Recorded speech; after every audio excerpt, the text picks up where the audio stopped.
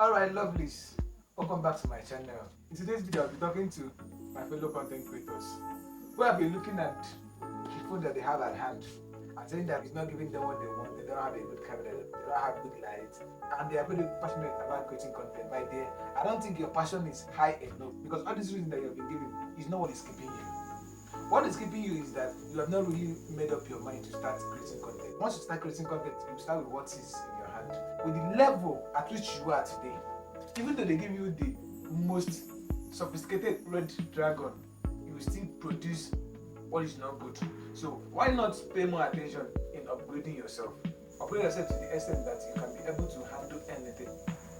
Pay for a class, get a mentor, read up those books. YouTube is a good platform for you to start with. That one is good, but you needed an accountability partner who you will share your work with, who will monitor your growth.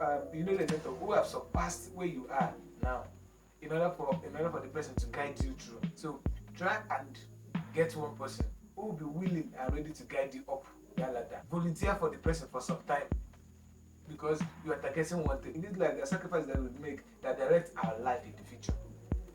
That 2 months or 6 months I sacrifice intending for this particular person will really pay for in the future because what you learn in these 2 months will be massive. You will learn a whole lot of things that will really propel you to becoming that person that you really wanted to become. So start with what you have at hand, then you will grow in the process because I've never seen a professional that started out as a professional. All the professionals that you see today started as a novice. What differentiated them now from then was that they kept on pushing. They never relented. As in, they kept on pushing out and doing what is required of them to get to what they want. So I urge you to do what is required of you.